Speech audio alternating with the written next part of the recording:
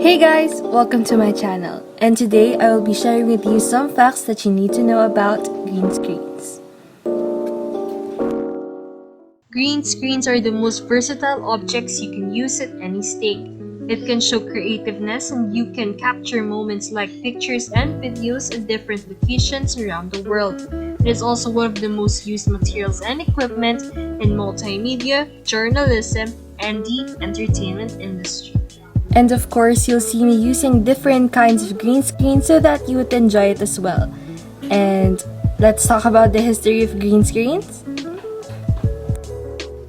Green screens were more prevalent at the moment, largely thanks to the fact that sensors on today's digital cameras are more sensitive to green than any other color because the color green also requires less light to properly illuminate. Green screens were originally blue when chroma keying was first used in 1940 by Larry Butler on the TV Baghdad, which won him the Academy Award for special effects. But you're probably wondering, why the use of color green? Can it not be red, blue, orange, or purple? Well, I have an explanation for that. The really short answer is that green screens are green because people are not green. In order for the effect to work, the background must use the color that isn't used elsewhere in the shot, and green is nothing like human skin tone. If you are lit by white light from the sun or a bulb, the light hitting you contains full visible spectrum of wavelengths. And human skins reflect broadly similar ratios of each color of the spectrum. But you're probably wondering, what's the difference between chroma key and green screens? Well, let me walk you through it. Technically, this term refers to the colored background you want to make transparent and remove from your shot. This is usually a single colored backdrop, which can be any color, but is usually bright green because it is the color furthest away from human skin tones. Chroma keying is one of the popular terms that goes hand in hand with green screens. It's the actual technique of layering or compositing two images based on color use. Every color has a chroma range, hence where the terminology comes from. So, do you understand it better now? Well, it's similar, but not quite. Chroma keying is where someone is filmed standing in front of a green screen. Any green colors are digitally filtered out and replaced by the desired video. If the subject wears anything green, the background image fills that in too, giving the impression that this person has holes in them. Video production equipment called the chroma keyer looks at the chrominance data. Chroma keying isn't just for backgrounds, it works with objects too. Elaborate animated characters such as dragons in the Game of Thrones often have bright green stand-ins that the actors hold and interact with, but which fully rendered animal replaces during editing. Over the decades, chroma key tech has become more sensitive and sophisticated.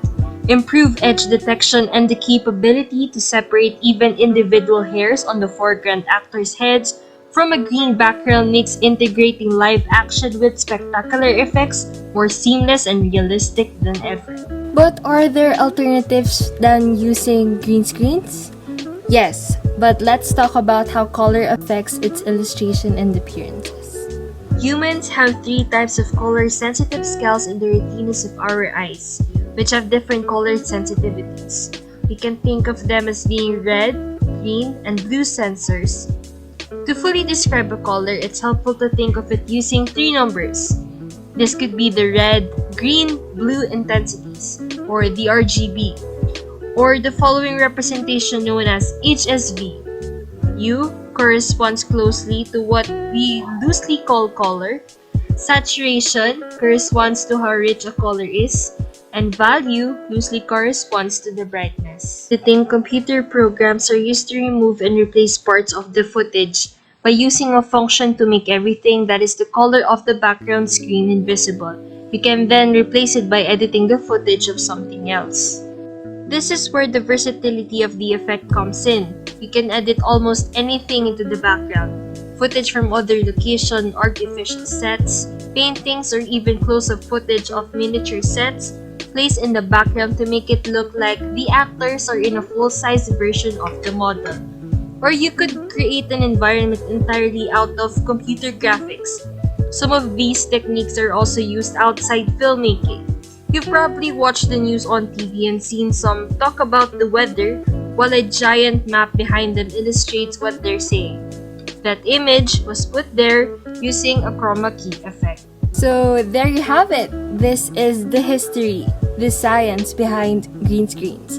I hope you learned something, and make sure you comment down below with the films or the movies that you've really loved the use of green screens. So make sure to subscribe, and I'll see you in my next video. Bye guys!